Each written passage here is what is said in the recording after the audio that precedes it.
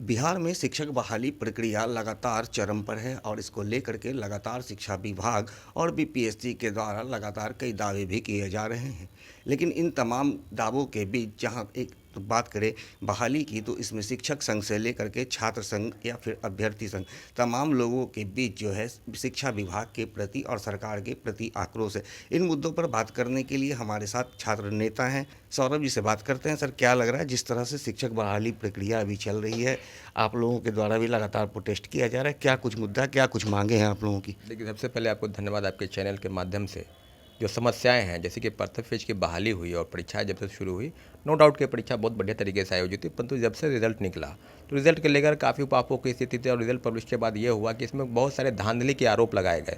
धांधली हम लोग नहीं लगा रहे थे, धांधली खुद अभ्यर्थी आ रहे थे। कई जिलों से मुकेश हो, करिश्मा हो, पूजा खुद सामने आए प्रेस के माध्यम से और बता रहे थे हम तो सीटेट फेल है और हमको नियुक्ति दिया गया, प्रमाण पत्र दिया गया। तो जाहिर सी बात है कि जो चीज़ें बीपीएससी और शिक्षा विभाग दावा कर रहे थे कि फुल प्रूफ व्यवस्था की, वो दावा बिल्कुल खोखली सिद्ध हुई और कहीं ना कहीं हजारों फर्जी प्रमाण पत्र के आधार पर लोग नियुक्ति पा लिए। तो सारे मुद्दों को लेकर हम लोग लगातार प्रोटेस्ट कर रहे थे। तो आपके चैनल के माध्यम से हम बीपीएससी चेयरमैन सर को यही आग्रह करेंगे कि सेकेंड मेरिट लिस्ट कब निकाल रहे हैं, क्योंकि 10,000 लोग ज्वाइन नहीं किए, हजारों प्रमाण पत्र फर्जीवाड़ा के आधार पर वो नियुक्ति पा लिए, उनको बाहर का रास्ता दिखाया जा रहा है। तो सीधे सीधे वो बता रहे थे कि हम 22-23 तारीख तक जो डाटा है डिस्ट्रिक्ट ऑफिस डीईओ के अफसर से वहाँ से आ जाएगा, उसके बाद हम जो है डाटा निकालेंगे। तो बीपीएससी चेयरमैन और शिक्षा विभाग के बीच भी तालमेल की कमी है। इसका खामियाजा निश्चित रूप से अभ्यर्थियों को भुगतना पड़ रहा है। तो अब हम लोग जो है, और दूसरे प्रमुख मांग सीटेट अपेयरिंग को लेकर था। जैसा कि प्रथम फेज की बहाली में उनको मौका मिला, फिर दूसरे फेज की बहाली में उनको आप मौका नहीं दिए, तो फिर क्यों नहीं दिए? सारे मामलों को लेकर परसों कोर्ट में फाइल हो गया है। अब देखना है कि कोर्ट का निर्णय क्या होता है। परंतु इतना जरूर है कि शिक्षक बहाली में प्रथम फेज में काफ़ी हजारों प्रमाण पत्र फर्जीवाड़े तरीके से आयोजित हुए, जिसको लेकर हम लोग लगातार प्रदर्शन कर रहे थे और वही दोबारा सेकेंड फेज में भी ना हो, इसलिए हम लोग लगातार प्रोटेस्ट कर रहे हैं और आग्रह करते हैं मुख्यमंत्री जी से कि ये सब चीज़ों को बिल्कुल ध्यान से देखें। एक बार तो फिर से बीपीएससी के द्वारा अब दूसरे फेज का भी एग्जामिनेशन के लिए डेट की घोषणा कर दी गई है। तो क्या लगता है कि जिस तरह से ये बात की गई थी कि फर्जी प्रमाण पत्र काफ़ी संख्या में लोगों के पास मिला था और बहाली भी हुई है, तो अब ऐसे में जो सेकंड फेज की जो एग्ज़ाम होगी, इसके लिए अब अभ्यर्थी संघ जो है अब वो क्या करेगा? देखिए, बहुत सारे मामले हैं जिसको लेकर, जैसे नियोजित शिक्षक है, तो नियोजित शिक्षक पहले भी बहाली में शामिल हुए, परीक्षा दिए, उनको क्योंकि राज्यकर्मी का दर्जा देना है। और बिहार राज्य विशिष्ट नियमावली राज्य सरकार पहले से बनाई है, उनके अंदर अगर डिपार्टमेंटल परीक्षाएं होंगी, अगर वो पास कर जाते हैं उनको राज्यकर्मी का दर्जा मिलेगा।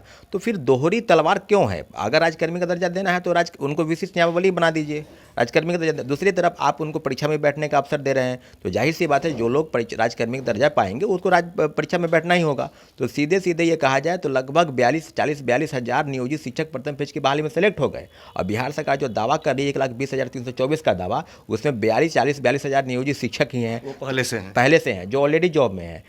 14% दूसरे राज्य के लोग आए। तो फिर जो मिसाइल नीति खत्म किया गया, पहले लागू था, उसके लिए भी काफ़ी विरोध हुआ, हम लोग भी सड़क पर आए थे।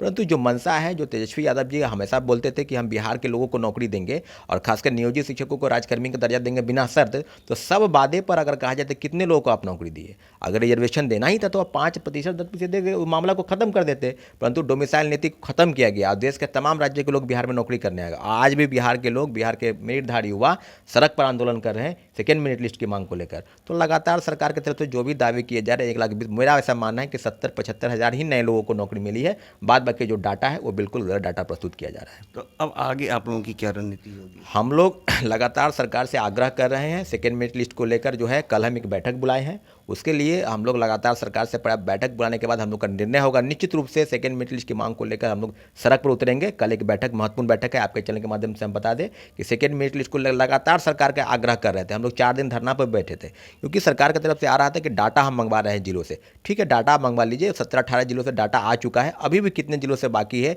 ये सब बीपीएससी चेयरमैन को बताना चाहिए कि कब आप सेकेंड मेरिट लिस्ट दे रहे हैं। सारे मुद्दे हैं, इसको लेकर काफ़ी उपापों की स्थिति अभ्यर्थियों के मन में है। तो जो सवाल है वो सवाल एक ही है, सेकेंड मेरिट लिस्ट कब दे रहे हैं और नियोजित वाले को राज्यकर्मी का आप दर्जा दे दीजिए, उनको इस परीक्षा में बैठने से वंचित किया जाए। क्योंकि जैसे ही बैठेंगे, पास करेंगे, तो फिर वही डाटा आप प्रस्तुत करेंगे 1,20,000, तो फिर हम लोग जो नए लोग हैं उनको नौकरी तो मिलेगी नहीं। अब पहले से नियोजित वाले नौकरी में हैं, तो फिर वो डाटा को आप सही कीजिए। और बिहार सरकार एक बहुत अच्छा कदम है कि शिक्षक बहाली कर रही है, लोगों को नौकरी भी चाहिए और नौकरी मिल भी रही है। तो हम माननीय मुख्यमंत्री जी से आग्रह करते हैं कि नियोजित को राज्यकर्मी का दर्जा दे दीजिए। सेकेंड मेरिट लिस्ट की मांग है वो बीपीएससी चेयरमैन से हम लोग कर रहे हैं। तो क्या लग रहा है कि आयोग और शिक्षा विभाग के तालमेल में कमी है जिसके कारण जो है अभ्यर्थी या शिक्षक संघ जो है।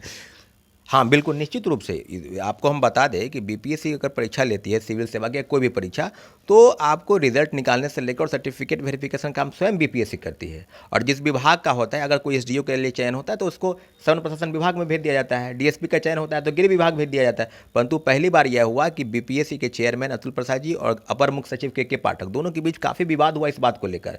मुख्यमंत्री जी के हस्तक्षेप के बाद ये मामला खत्म हुआ। तो सीधे सीधे कहा जाए तो शिक्षा विभाग की तरफ से मुझे लगता है कि जो डॉक्यूमेंट वेरिफिकेशन किया गया उसमें नाकामी हुए। कई हजार लोग गलत फर्जी प्रमाण पत्र के आधार पर नियुक्ति पा लिए और 10,000 लोग ज्वाइन नहीं किए, उनके पास गलत प्रमाण पत्र था। तो आप समझ सकते हैं कि रिजल्ट के बाद आने के बाद भी लोग ज्वाइन नहीं किए। तो ये समझ सकते हैं कि कितनी बड़ी नाकामी बीपीएससी की कहे या शिक्षा विभाग की है।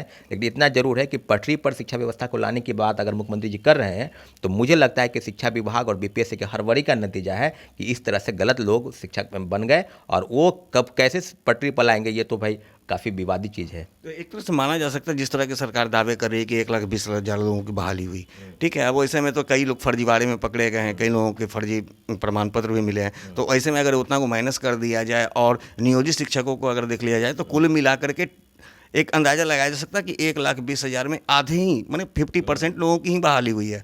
और निश्चित रूप से ये सवाल तो बिहार सरकार से करने की ज़रूरत है। ये तो हम लोग कह रहे थे कि नियोजित वाले जो 40-42 हज़ार हैं, अगर उनको डाटा फिर 14% अलग उनको भी अगर हटा दिया जाए तो फिर नए कितने लोग हैं? 10,000 लोग ज्वाइन नहीं किए और हजारों लोग को बाहर किया जा रहा है। कानून का डंडा दिखाया जा रहा है कि आप गलत प्रमाण पत्र, कोई सीटेट फेल है, कोई बीएड फेल है, किसी के पास वो डिग्री नहीं है। कई कंप्यूटर साइंस का अभ्यर्थी ऐसे हैं जो बीटेक, बीसीए और एमसीए स्टेट के बाद किए। निश्चित रूप से और एसटीईटी जो 23 हुआ और कितना हड़बड़ी में हुआ आप समझ सकते हैं। कई लोगों को लाने के लिए एसटीईटी 23 हुआ। हम लोग ऐसे नहीं कि कोई बात ऐसे ही मनगढ़ंत कहानी, खुद अभ्यर्थी सामने आ रहा है और बता रहे हैं कि जो चीज़ें सामने आई है बीपीएससी जो दावा करी और कई पत्र रोज निकल रहे हैं, चाहे शिक्षा विभाग निकाले चाहे बीपीएससी निकाले। तो सीधे सीधे कहा जाए तो 1,20,324 का जो डाटा है वो गलत डाटा है। आधा आधी कहा जाए तो 50-60 हज़ार लोगों को ही नौकरी मिली है। 70-75 हज़ार जो बात है वो 14% हम जोड़ के बता रहे हैं जो अदर राज्य के लोग हैं। तो सीधे सीधे राज्य सरकार की ये जो दावा है कि 1,20,000 फिर अब बता रहे हैं 1,20,000 फिर हम देने जा रहे हैं, तो ये दावा पता नहीं क्यों ऐसे बोल रहे हैं। तो इतना जरूर है कि नए लोगों को मौका मिलना चाहिए, जो नौकरी में है उसी को आप दोबारा बताकर फिर नियुक्ति प्रमाण पत्र दे रहे हैं। तो यही सीधे सीधे बात है कि राज्य सरकार को इन मामलों पर पहल निश्चित रूप से करनी चाहिए। तो जैसा कि आपने सुना, ये छात्र नेता हैं सौरभ जी, उन्होंने साफ कहा है कि शिक्षा विभाग और बीपीएससी के तालमेल में अभाव होने के कारण आज जो शिक्षक अभ्यर्थी हैं उन्हें कई तरह की मुसीबतों का सामना करना पड़ रहा है। और ऐसे में आज कई लोग हैं जो परीक्षा देने से वंचित हैं या फिर उनकी नियुक्ति नहीं हो पा रही है। शिक्षक संघ के द्वारा एक बार फिर से बड़े आंदोलन की भी चेतावनी दी गई है। आर्य न्यूज़ के लिए ज्ञानेंद्र की रिपोर्ट।